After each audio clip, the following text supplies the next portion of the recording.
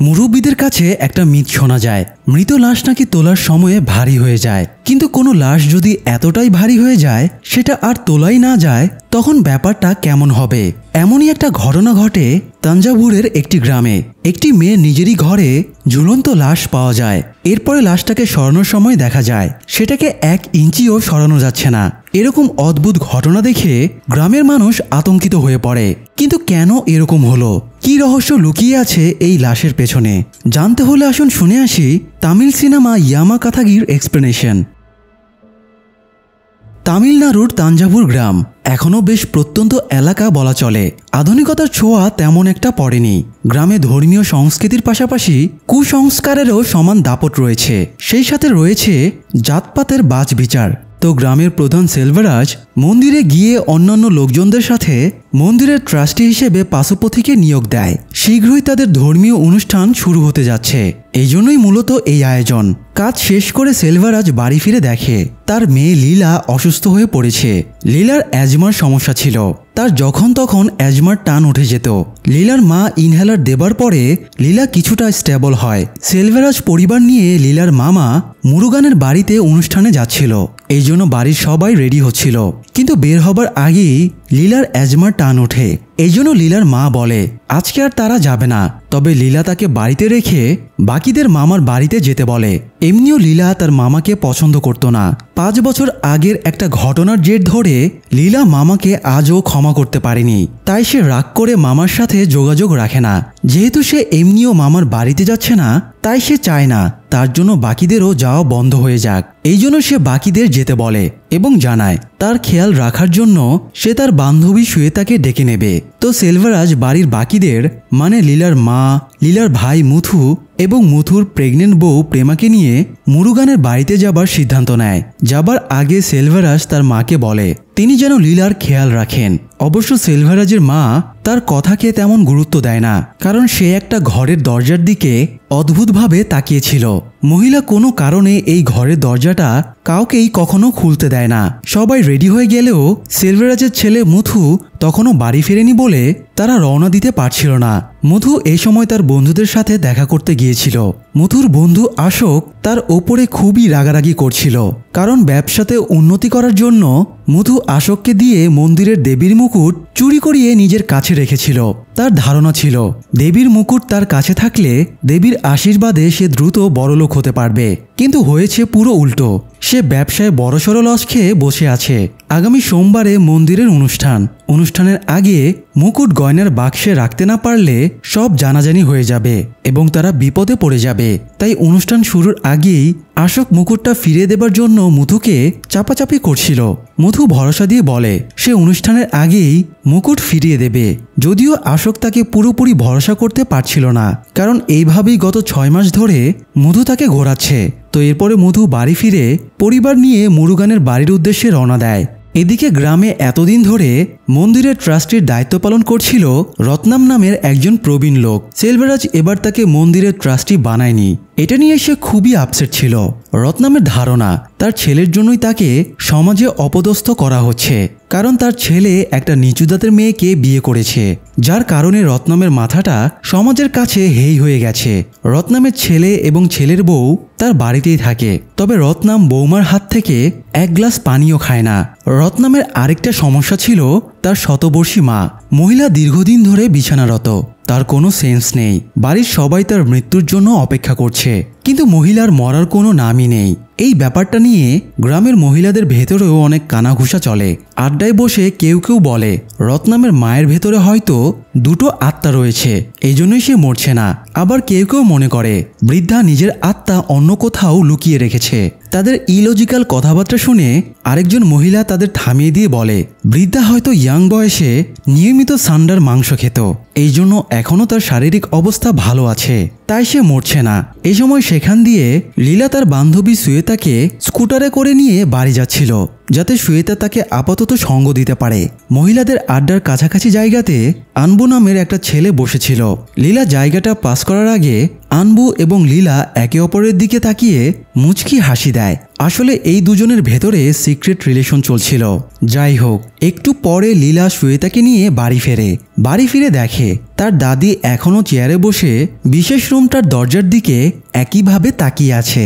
লীলার এই সময় আবারও শ্বাসকষ্ট শুরু হলে সুয়েতা তাকে দ্রুত ইনহেলার এনে দেয়। লীলা একটু স্বাভাবিক হয়ে বলে এখানে একটা বাজে দুর্গন্ধ আসছে, আর এই দুর্গন্ধের জন্যই তার বারবার শ্বাসকষ্ট হচ্ছে। বিকেলে মামার বাড়ি থেকে বাবা মা ফিরে এলে লীলা তাদের বলে ওই বদ্ধ ঘরটা থেকে পচা দুর্গন্ধ আসছে, তাই সে শ্বাস নিতে পারছে না। তাদের কাউকে ডেকে এনে ঘরের দরজা ভেঙে দেখা উচিত, ভেতরে কি আছে। সেলভারাজ বলে তার মায়ের বারণ, ওই রুমের দরজা খোলা যাবে না। এটা শুনে লীলা রেগে যায় আর হাতের কাছে থাকা পানির ঘাড়াটা দরজার ওপরে ছুঁড়ে মারে। যেহেতু ঘর থেকে আসা দুর্গন্ধের কারণে মেয়ের কষ্ট হচ্ছিল, তাই মায়ের নিষেধাজ্ঞা সত্ত্বেও সেলভারাজ একজন লোককে এনে ঘরের দরজা ভাঙায়। দরজা ভেঙে ভেতরে ঢুকে লোকটা একটা মরা ইঁদুর পায়। এটা থেকেই দুর্গন্ধ আসছিল। তবে লোকটা ঘর থেকে বের হবার সময়ে দরজার কপাটে মাথা লেগে যায় এবং বেশ আঘাত পায়। এটা দেখে সেলভারাজের মা আটকে ওঠে, তার মনের ভেতরে কু ডাকতে শুরু করে। তার সন্দেহ সন্ধ্যার পরেই সত্য প্রমাণিত হতে শুরু করে। সন্ধ্যায় সেলভারাজ খুব মেজাজ গরম করে বাড়িতে ফেরে। প্রথমে সে কোনো কারণ ছাড়াই টিভি চলতে দেখে রাগারাগি শুরু করে এবং টিভি বন্ধ করে চেয়ারে বসে রাগে ফুঁসতে থাকে। সেলভারাজের স্ত্রী তাকে খাবার দিতে গেলে সেলভারাজ খাবারের প্লেট ছুঁড়ে ফেলে দেয়। এবার তার স্ত্রীও আপসেট হয়ে দু একটা কথা শুনিয়ে দেয়। এতে সেলভারাজ রেগে স্ত্রীকে কষে একটা চড় মেরে দেয়। বাবার এইরকম কাণ্ড দেখে লীলা প্রতিবাদ করতে আসলে সেলভারাজ লীলাকেও একটা চড় মেরে দেয়। লীলা আর কথা না বলে কাঁদতে কাঁদতে নিজের রুমে চলে যায়। এসব দেখে সেলভারাজের মা আতঙ্কিত হয়ে বলে ওই ঘরের দরজা খুলতে আমি বারণ করেছিলাম, ওটা অভিশপ্ত ঘর। এবার ঘরের অভিশাপ পরিবারের ওপরে ভর করেছে। বৃদ্ধা দেবীর কাছে প্রার্থনা শুরু করে যেন পরিবারের ওপরে আর কোনো বিপদ না আসে। কিন্তু বিপদ কি আর বাদ মানে? আরো বড় বিপদ তো তখনও অপেক্ষা করছিল। রাতে লীলার মা লীলার ঘরে গিয়ে দেখে লীলা সুইসাইড করেছে। তার গলায় ফাঁস দেওয়া মৃতদেহটা চোখের সামনে ঝুলছে। নিজের মেয়ের লাশ দেখে মহিলা শকে একদম থ মেরে যায়। সেলভারাজ মেয়ের লাশের পাশে বসে কেঁদে কেঁদে আফসোস করতে থাকে। মুথু তার বন্ধু এবং ক্লোজ আত্মীয়দের ডেকে আনে। তারা কারণ জিজ্ঞেস করলে মুথু জানায় পারিবারিক অশান্তির জেরে বাবা লীলাকে চড় মেরেছিল, সেই অভিমানে লীলা সুইসাইড করেছে। মুথুর বন্ধু তাকে পরামর্শ দেয় তারা যেন পুলিশকে এই ব্যাপারে না জানায়, না হলে পুলিশ এসে লীলার লাশটা ময়নাতদন্তের জন্য নিয়ে যাবে এবং কাটাকুটি করে একাকার করে ফেলবে। এতে লীলার আত্মা আরও বেশি কষ্ট পাবে। মুথু কথাটা বাবাকে গিয়ে জানালে সেলভারাজ তাকে অনুমতি দিয়ে দেয়। একটু পরে লীলার ডাক্তার তাকে দেখতে আসে এবং সেলভারাজের ওপরে রাগারাগি শুরু করে, কারণ এই গ্রামে অ্যাজমার চিকিৎসা ছিল না। লীলার যখন 5 বছর বয়স তখন সেলভারাজ লীলাকে ডাক্তারের কাছে নিয়ে গিয়েছিল। ডাক্তার লীলার শারীরিক কন্ডিশন দেখে তাকে প্রায় মৃতই বলে দিয়েছিল, তবুও ডাক্তার তাকে চিকিৎসা দিয়ে এত বছর বাঁচিয়ে রেখেছিল। অথচ সেলভারাজের খামখেয়ালির জন্য মেয়েটাকে তুচ্ছ কারণে মরতে হলো। দুঃখে ডাক্তারও কেঁদে ফেলে। তারা ডাক্তারকে অনুরোধ করে এটাকে যেন ন্যাচারাল ডেথ হিসেবে দেখানো হয়। ডাক্তার লীলার মৃত্যুর কথাটা গোপন করে তার শ্বাসকষ্ট হচ্ছে এই বলে অ্যাম্বুলেন্স ডাকে। অ্যাম্বুলেন্সের সাথে ডাক্তাররা এসে যখন দেখে লীলা মরে গেছে তখন তারা ভাবে হয়তো শ্বাসকষ্টেই সে মারা গেছে। এভাবে তারা সুইসাইডকে ন্যাচারাল ডেথ হিসেবে প্রমাণ করে। এরপরে লীলার মৃত্যুর খবরটা ছড়িয়ে পড়ে। তাকে মহিলারা গোসল করিয়ে মৃতের পোশাক পরিয়ে সাজিয়ে বিছানায় শুইয়ে দেয়। জনে জনে এসে লীলার লাশ দেখে যায়। তার সৎকারের জন্য প্রয়োজনীয় আয়োজন শুরু হয়ে যায়। রিচুয়াল অনুযায়ী অভিশাপ খণ্ডনের জন্য বলি দেবার উদ্দেশ্যে মুরগিও এনে রাখা হয়। কিন্তু সমস্যা বাধে যখন সৎকারের জন্য লীলার লাশটা আনতে যাওয়া হয়। 4 জন শক্ত সমর্থ পুরুষ মিলেও লীলার ডেড বডিটা উঠাতে পারে না। তারা জানতো মরার পরে লাশ ভারী হয়ে যায়, কিন্তু এতটাও ভারী হয় না যে 4 জন মিলে তুলতে পারবে না। তারা আরও 2 জনকে ডেকে নেয়, তবুও তারা লীলার লাশটা তুলতে পারে না। এ সময় আরেকটা অদ্ভুত ঘটনা ঘটে যায়। লাশের পাটা হঠাৎ নড়ে ওঠে। এটা দেখে তারা আতঙ্কে দৌড়ে পালিয়ে যায়। একজন বাইরে এসে সবাইকে ঘটনাটা জানালে মুরব্বীরা বলে হয়তো লীলা বেঁচে আছে, তাই তাকে আবারও ভালো করে চেক করতে বলে। কিন্তু চেক করে দেখা যায় লীলা আসলেই মৃত। তখন আরও কয়েকজনকে ডেকে লাশটা তুলে আনতে বলা হয়, কিন্তু তারা ঘরে ঢুকেই দেখে লীলার লাশটা উঠে বসে আছে। এই দৃশ্য দেখে তাদের প্রাণ যায় যায় অবস্থা। যে যেদিকে পারে দৌড়ে পালিয়ে যায়। এরকম অবিশ্বাস্য ঘটনা দেখে গ্রামে কানাঘুষা শুরু হয়ে যায়। মুথুর বন্ধুরা ভাবে মুকুটের জন্য এরকম ঘটছে কিনা। তারা মুথুকে সাইডে নিয়ে গিয়ে মুকুটের কথা জিজ্ঞেস করলে মুথু বলে সে গতরাতে মুকুটটা নিজের ঘর থেকে বের করে বদ্ধ রুমে রেখেছিল। এটা এখনও সহি সালামতই আছে, কেউ তার নাগাল পাবে না। এদিকে মহিলারা নানা রকম মুখরোচক এবং হরয়েবল গল্প ভাবতে শুরু করে, তবে তারা শেষ পর্যন্ত সম্মত হয়। লীলার হয়তো কোনো একটা শেষ ইচ্ছে অপূর্ণ রয়ে গেছে, যার কারণে তার শরীরটা সৎকারের জন্য যেতে চাইছে না। অবস্থা বেগতিক দেখে তারা মন্দিরের পুরোহিতকে খবর দেয়। পুরোহিত এসে কিছু রিচুয়াল শুরু করে, কিন্তু লাশের কাছে পৌঁছানোর আগেই তার পায়ের ভেতর দিয়ে একটা কালো বেড়াল দৌড়ে চলে যায় এবং পুরোহিত পড়ে যায়। এতে অলক্ষণ বুঝতে পেরে পুরোহিতও সেখান থেকে পালিয়ে যায়। এবার তারা একজন গোরখোদককে ডেকে আনে, কিন্তু সেও হাল ছেড়ে দিয়ে বলে লীলার মাঝে সে দেবীকে দেখতে পাচ্ছে। দেবী হয়তো লীলার মাধ্যমে কিছু বলতে চাইছে, কিন্তু তারা কেউ সেটা বুঝতে পারছে না। এত সব কিছু দেখে এবার ডাক্তারের বেশ অনুশোচনা হয়। সে গ্রামের লোকদের সামনে ক্ষমা চেয়ে সত্য ঘটনাটা বলে দেয় যে লীলা অ্যাজমার কারণে মরেনি, বরং সে সুইসাইড করেছে। এটা শুনে গ্রামের লোকজন সেলভারাজের ওপরে ক্ষেপে যায়। সে একজন খুবই সম্মানিত ব্যক্তি, অথচ সে নিজের মেয়ের মৃত্যু নিয়ে মিথ্যাচার করেছে। সেলভারাজ সবাইকে কাঁদতে কাঁদতে বুঝিয়ে বলে সে কেন মিথ্যা বলেছে। সেলভারাজের কান্না এবং হতাশা দেখে সবাই শান্ত হয়। একটু পরে খবর পেয়ে পুলিশও চলে আসে। ইন্সপেক্টর প্রথমেই মুথুকে ধমক দিয়ে বলে লাশ পাওয়া মাত্রই তাদের আগে পুলিশকে খবর দেওয়া উচিত ছিল। ইন্সপেক্টর লাশ পোস্টমর্টমে পাঠানোর ব্যবস্থা করতে বলে। পাশাপথি এগিয়ে গিয়ে ইন্সপেক্টরকে বলে এটা তাদের গ্রাম প্রধানের মেয়ের লাশ, তার লাশটা পোস্টমর্টমে না পাঠিয়ে তারা অন্যভাবে ব্যাপারটা সেটেল করুক। তবে ইন্সপেক্টর বলে আইন সবার জন্য সমান, যেহেতু এটা সুইসাইড কেস তাই এই লাশের পোস্টমর্টম করা লাগবে। তো এরপরে ইন্সপেক্টর ভেতরে যায়। সে শুনেছে লাশ, এমনকি লাশের বেড পর্যন্ত নাকি কেউ তুলতে পারছে না। তাই সে বেডটা এক হাতে তোলার চেষ্টা করে দেখে লাশের ভর স্বাভাবিকই আছে এবং বেডটাও সুন্দরভাবেই তোলা যাচ্ছে। তাই সে এগুলোকে গুজব ভেবে ঘরগুলো সার্চ করতে শুরু করে। পুলিশ সার্চ করে লীলা যে ওড়নাতে ফাঁস দিয়ে সুইসাইড করেছে সেই ওড়নাটা পায় এবং তার খাটের ওপরে বালিশের নিচ থেকে তার মোবাইলটাও পেয়ে যায়। এভিডেন্স কালেক্ট করে ইন্সপেক্টর কয়েকজন গ্রামের ছেলেকে নির্দেশ দেয় লীলার লাশটা বাইরে আনার জন্য, কিন্তু তারা বেড তোলার সময় আবারও সেটা ভারী হয়ে ওঠে। তারা বহু কষ্টে যদিও বা বেডটা ওঠায়, কিন্তু বেডের পায়াগুলো ভেঙে যায়। আর এবার আরও সাংঘাতিক ঘটনা ঘটে যায়। বেডটা লাশ সহ একা একাই পেছনে সরে যায় এবং লম্বালম্বিভাবে দেয়ালের সাথে সেটে যায়। আর লীলার লাশটাও লম্বালম্বিভাবে বেডের সাথেই আটকে থাকে। এই ঘটনায় সবার বিস্ময়ের সীমা ছাড়িয়ে যায়।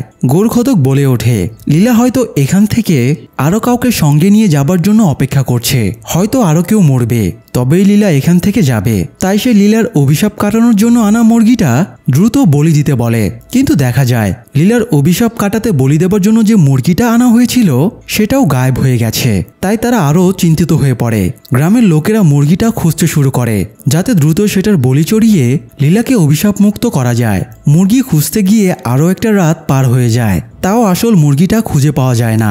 সকালে ইন্সপেক্টর একজন কনস্টেবলকে সেলভারাজের বাড়িতে রেখে যায় এবং নির্দেশ দেয় কেউ যেন ঘরের ভেতরে না ঢোকে, যাতে ভেতরে থাকা ফিঙ্গারপ্রিন্টগুলো নষ্ট হয়ে না যায়। এতে অবশ্য মুথু আর তার বন্ধুরা আরও বিপাকে পড়ে যায়, কারণ অনুষ্ঠানের আর একদিন বাকি আছে। দেবীর মুকুটটা জায়গা মতো ফিরিয়ে দিতে না পারলে তারা মহা মুশকিলে পড়ে যাবে। অথচ মুকুটটা আছে ঘরের ভেতরে, কিন্তু পুলিশ তো ঘরের ভেতরে কাউকে যেতে দিচ্ছে না। তাহলে মুথু মুকুটটা বের করে আনবেই বা কিভাবে? এদিকে রত্নামের মায়ের ঘুম ভেঙে যায় এবং সে সেন্সে ফেরে। সে উঠে দেখে বাড়িতে কেউ নেই, তাই সে সবাইকে খুঁজতে খুঁজতে সেলভারাজের বাড়িতে চলে আসে এবং জানতে পারে লীলা মরে গেছে। সে ভেতরে ঢুকে লীলার লাশ দেখে আঁতকে ওঠে এবং বাইরে এসে সবাইকে বলে লীলার অভিশাপ কাটানোর জন্য একটা যজ্ঞ করতে হবে। সে বেশ কিছু জিনিস আনিয়ে যজ্ঞের আয়োজন শুরু করে, কিন্তু তখনই তাঁবুটা ভেঙে পড়ে যায় এবং যজ্ঞের জন্য আনা জিনিসপত্র নষ্ট হয়ে যায়। পাশাপাশি তাঁবুর বাঁশের আঘাতে রত্নামের মাথাও ফেটে যায়। এই ঘটনায় রত্নাম খুব ঘাবড়ে যায় এবং লীলার লাশের সামনে গিয়ে দাঁড়ায়। রত্নামের খুব অনুশোচনা হচ্ছিল। আসলে গত পরশু রত্নাম রাস্তা দিয়ে আসার সময় লীলাকে একটা ছেলের সাথে কথা বলতে দেখেছিল। সেলভারাজ পাশুপথিকে মন্দিরের ট্রাস্টি বানানোতে রত্নাম এমনিতেই সেলভারাজের উপরে খেপেছিল। তাই এটা দেখার পরে সে সেলভারাজের সম্মানহানি করার একটা সুযোগ পেয়ে যায়। এই জন্য সেলভারাজের কাছে গিয়ে রত্নাম ঘটনাকে রংচং মাখিয়ে একদম অন্যভাবে সেলভারাজের সামনে উপস্থাপন করে। মূলত এই কারণেই পরশু সন্ধ্যায় সেলভারাজ মেজাজ খারাপ করে বাড়ি ফিরেছিল এবং লীলাকে চড় মেরেছিল। আর এরপরই তো লীলা মরে যায়। তো রত্নাম ভাবছিল তার এই কাজের জন্য লীলার আত্মা হয়তো তার ওপরে ক্ষেপে আছে, তাই সে প্রতিশোধ না নিয়ে এখান থেকে যাবে না। এই জন্য রত্নাম লীলার পা ধরে ক্ষমা চায় এবং তার অপরাধের কথাও স্বীকার করে। গ্রামের মহিলারা আবারও কানাঘুষা শুরু করে। রত্নামের মিথ্যা অপবাদের জের ধরেই লীলাকে মরতে হয়েছে, তাই লীলার আত্মা হয়তো রত্নামকেও সাথে নিয়ে যাবে। এই জন্য তাঁবুর বাসে তার মাথা ফেটে গেছে। তখন আরেকজন মহিলা বলে ওঠে, রত্নামের সাথে তো সমু নামের আরেকজন ছেলেরও হাত ভেঙে গেছে, তাহলে সে আবার কোন অপরাধ করেছে? আসলে সমুও এই কাণ্ডে জড়িত। সমু গত 3 বছর ধরে লীলার পেছনে ঘুরঘুর করছিল। লীলা অবশ্য সমুকে পছন্দ করত না, তাই তাকে সবসময় এড়িয়ে চলত। কিন্তু সমু কিছুতেই লীলার পিছু ছাড়ত না। গত পরশু রত্নাম লীলার সাথে যে ছেলেটিকে দেখেছিল সে সমুই ছিল। লীলা রাস্তা দিয়ে যাবার সময়ে সমু তার পথ আটকে দাঁড়ায়। লীলা যথারীতি সমুকে ইগনোর করে চলে যাচ্ছিল, কিন্তু সমু লীলার হাত চেপে ধরে। আর ওই মুহূর্তেই রত্নাম সেখানে দিয়ে যাচ্ছিল এবং সে তাদের একসাথে দেখে ফেলে। তাই বলা চলে ঘটনার সূত্রপাত সমুর কাছ থেকেই হয়েছে। লীলার বান্ধবী শ্বেতা ঘটনাটা জানিয়ে সবার সামনেই সমুকে একটা চড় মেরে দেয়। আসল ঘটনা জানার পরে রত্নাম আরও বেশি অনুশোচনায় ভোগে। তার মন গড়া ধারণার কারণেই লীলাকে মরতে হলো। লীলার ভাবি প্রেমা শ্বেতাকে জিজ্ঞেস করে লীলার কারোর সাথে রিলেশন ছিল কিনা। শ্বেতা তখন আনবুর নামটা বলে দেয়। এমনকি পুলিশের কাছেও লীলার ফোনের কল ডিটেইলস চলে আসে। একটা নম্বর থেকে লীলার সাথে নিয়মিত কথা হতো। মৃত্যুর রাতেও লীলার সাথে ওই নম্বরে শেষবার কথা হয়েছিল, কিন্তু লীলার সাথে কথা বলা শেষ হতেই সেই নম্বরটা অফ করে দেওয়া হয়েছে এবং এখন পর্যন্ত ফোনটা আর অন করা হয়নি। পুলিশ কল ডিটেলস থেকে আনবুর ফটো এবং আইডেন্টিটি পেয়ে যায়। ফলে তাদের সাসপেক্ট লিস্টে এবার আনবুও চলে আসে।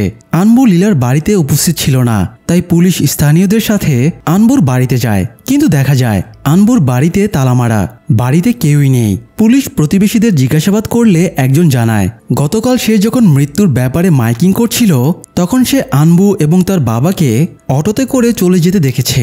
এরপরে তারা আর বাড়িতে ফিরে আসেনি। আসলে আনবুর বাবা তাকে অন্য গ্রামে নিয়ে গিয়ে আটকে রেখেছিল। আনবু লীলার মৃত্যুর জন্য নিজেকে দায়ী করছিল। সে বারবার বাবাকে অনুরোধ করছিল তাকে যেন লীলার লাশের কাছে যেতে দেওয়া হয়, কিন্তু ঝামেলার রাতে লোকটা আনবুকে এখানেই আটকে রেখেছে। আনবু দুঃখে বসে কাঁদতে থাকে আর লীলার সাথে কাটানো পুরনো স্মৃতিগুলো মনে করতে থাকে। আনবু আর লীলার সম্পর্ক খুবই ভালো ছিল। তাদের মধ্যে মিল মোহাব্বত বোঝাপড়ার কোনো কমতি ছিল না। লীলা সবসময় তার ফোন কলের কথোপকথন রেকর্ড করে রাখত। মাঝে মধ্যে সেই সব কথাগুলো আনবুকেও শোনাতো। নিজেদের পুরনো কনভারসেশন শুনে আনবুও লজ্জা পেয়ে যেত। তো এইভাবে চলতে চলতে কয়দিন আগে আনবু লীলাকে এক জায়গায় ডাকে এবং বলে সে চাকরি পেয়েছে।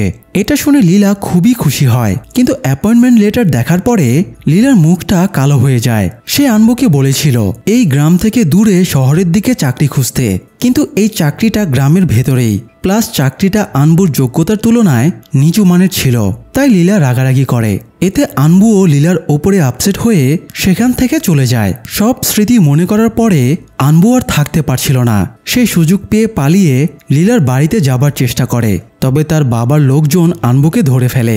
আনবু অনুনয় বিনয় করে বাবাকে অনুরোধ করে তাকে যেন শেষবারের মতো লীলাকে দেখার সুযোগ করে দেওয়া হয়। ছেলের কান্না দেখে বাবার মন নরম হয়, তাই আনবুর বাবা তাকে নিয়ে লীলাদের বাড়িতে চলে আসে। আনবুকে আসতে দেখে মুথু রেগে যায় এবং দৌড়ে গিয়ে তাকে মারধর শুরু করে। গ্রামের অন্যেরা এবং পুলিশ মুথুকে থামালে আনবু এবার লীলার লাশের সামনে গিয়ে হাঁটু গেড়ে বসে কাঁদতে শুরু করে আর মনে করে সেদিন কি ঘটেছিল। চাকরির ব্যাপারটা নিয়ে দুজনের ঝগড়া হবার পরে আনবু অভিমানে লীলার সাথে কথা বন্ধ করে দেয়। তবে লীলা মৃত্যুর দিন রাতে বারবার আনবুকে ফোন দিচ্ছিল। বারংবার ফোন আসায় এক পর্যায়ে অভিমান ভুলে আনবু ফোনটা রিসিভ করে। লীলা ততক্ষণে বাবার কাছে চড় খেয়ে ভেবেছিল তার বাবা হয়তো আনবুর সাথে তার রিলেশনের কথা জেনে গিয়েছে, এর জন্যই বাড়ি ফিরে এত রাগারাগি করেছে। লীলা আনবুকে কথাটা জানিয়ে বলে তার বাবা আজ পর্যন্ত তার গায়ে হাত তোলেনি বা কখনো গালাগাল করেনি, অথচ আজ বাবা তার সাথে এরকম আচরণ করেছে। আনবু লীলাকে সান্ত্বনা দেবার চেষ্টা করে।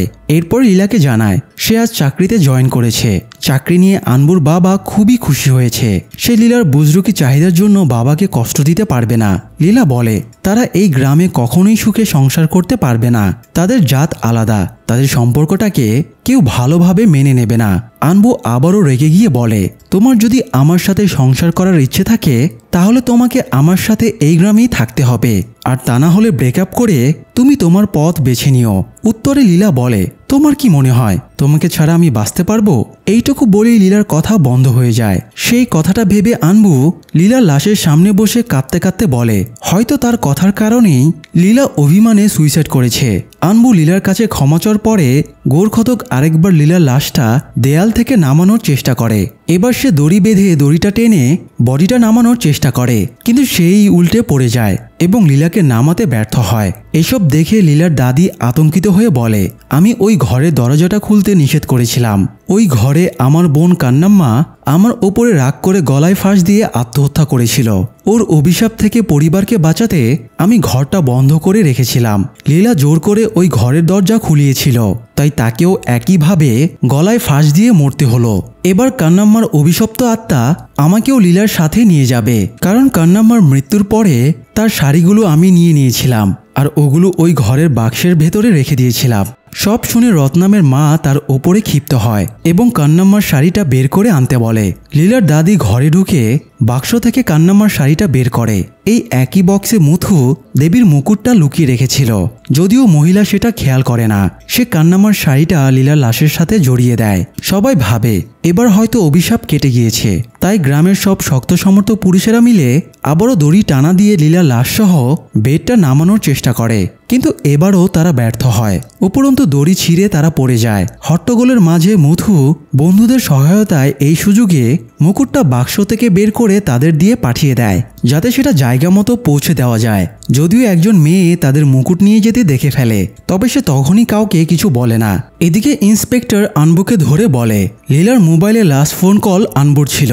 তাদের মধ্যে প্রায় ৩৫ মিনিটের মতো কথা হয়েছে, তাই ইন্সপেক্টর তাকে সুইসাইডের প্ররোচনার দায়ে গ্রেপ্তার করতে চাইলে আনবু ইন্সপেক্টরকে বলে লীলা তাদের মধ্যকার কনভারসেশন সবসময় রেকর্ড করে রাখত, তাই ইন্সপেক্টর যেন নিজেই লীলার ফোন থেকে কল রেকর্ড শুনে দেখে তাদের মধ্যে এই ধরনের কোনো কথা হয়েছে কিনা। তো ইন্সপেক্টর লীলার ফোনের কল রেকর্ড শুনতে চলে যায়। এ সময় আনবুকে দোষী ভেবে লীলার আত্মীয় এবং প্রতিবেশীরা, বিশেষ করে যারা উঁচু জাতের ছিল, তারা আনবুকে দোষী ভেবে তাকে এবং তার বাবার ওপরে রোষানল দেখাতে শুরু করে।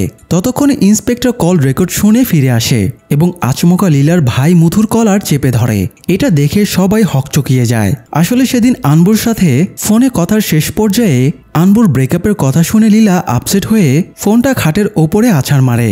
তখন ফোনটা না কেটেই বালিশের নিচে চাপা পড়ে। এই সময় ঘরে মুথু ঢোকে। মুথু আড়াল থেকে লীলার কনভারসেশন শুনে ফেলেছিল। সে ঘরে ঢুকে লীলাকে বলে সে তার এবং আনবুর রিলেশনের কথা অলরেডি জানে। সে অন্য ঝামেলায় ফেসেছিল, তাই এই ব্যাপারে মাথা ঘামানোর সুযোগ পায়নি। আনবু নিচু জাতের হওয়ায় মুথু লীলাকে তার সাথে ব্রেকআপ করে ফেলতে বলে। তারা কিছুতেই নিচু জাতের লোকদের সাথে লীলার বিয়ে দেবে না। তো এই ব্যাপারটা নিয়ে দুই ভাই বোনের মাঝে তর্কাতর্কি শুরু হয়ে যায়। তখন লীলা বলে ফেলে 5 বছর আগে মুথু শান্তি নামের একটা মেয়েকে চিট করেছিল, যার কারণে শান্তি সুইসাইড করে মরে যায়। এই সত্যটা লীলা ছাড়া আর কেউই জানে না। তাই মুথু যদি তার পার্সোনাল ব্যাপারে নাক গলায়, তাহলে সেও মুথুর সত্যিটা সবাইকে জানিয়ে দেবে। রেগে যাওয়ায় লীলার শ্বাসকষ্ট শুরু হয়, তাই সে ইনহেলার নিতে যাচ্ছিল, কিন্তু মুথু তাকে ধাক্কা মেরে ফেলে দেয়। যেহেতু লীলা তার গোপন সত্যিটা জানত, তাই সে লীলার মুখ বন্ধ করে দিতে চায়। এই জন্য মুথু লীলার গলার ওপরে পা চেপে ধরে তাকে শ্বাসরোধ করে হত্যা করে। আর এই পুরো ঘটনাটা লীলার ফোনে রেকর্ড হয়ে যায়। সেটার সূত্র ধরেই অবশেষে পুলিশ মুথুর এই নিকৃষ্ট অপরাধের কথা জানতে পারে। ধরা পড়ে যাওয়ায় মুথু শেষবার পালানোর চেষ্টা করে, তবে তার বাবা নিজেই তাকে দৌড়ে গিয়ে আটকায় এবং পুলিশের হাতে তুলে দেয়। এই সময় সেই মহিলা যে একটু আগে মুথুর বন্ধুদের দেবীর মুকুট নিয়ে যেতে দেখেছিল, সেও জানিয়ে দেয় এরা দেবীর মুকুট চুরি করেছিল। তাই দেবী হয়তো লীলার ওপরে ভর করে তার মাধ্যমে অপরাধীদের ধরিয়ে দিয়েছে। লীলার মা দৌড়ে লীলার লাশের কাছে যায় এবং মেয়ের শোকে কান্নাকাটি করে। এ সময় বেডের সাথে আঠার মতো লেপ্টে থাকা লীলার লাশটা গড়িয়ে মায়ের কোলের ওপরে পড়ে। আসলে লীলা এতক্ষণ তার আসল খুনিকে ধরিয়ে দেবার জন্য অপেক্ষায় ছিল। লীলার লাশটা এবার স্বাভাবিক হয়ে যায় এবং স্বাভাবিকভাবেই লাশটাকে পোস্টমর্টমে পাঠিয়ে দেওয়া হয়। সেই সাথে সিনেমাটাও এখানেই শেষ হয়ে যায়। দর্শক, সমাজ ও আইন যখন মুখ বন্ধ করে ফেলে, তখন প্রয়োজনে লাশও কথা বলে ওঠে, কারণ ন্যায় বিচার পাওয়ার অধিকার সবার আছে। লীলার লাশকে তুলতে না পারার ব্যাপারটা এখানে জাস্ট একটা প্রতীকী। এটার মাধ্যমে সমাজের কুসংস্কার থেকে শুরু করে মানুষের নোংরা চিন্তা, ভুল ধারণা এমনকি আপনজনের নিকৃষ্ট অপরাধের চিত্র ফুটে উঠেছে। একটা অন্ধ সমাজকে দৃষ্টি ফিরিয়ে দেওয়া মুভিটি আপনাদের কেমন লেগেছে? এরকম আরও মুভির এক্সপ্লেনেশন পেতে আমাদের চ্যানেলটি সাবস্ক্রাইব করে আমাদের সাথেই থাকুন। ধন্যবাদ।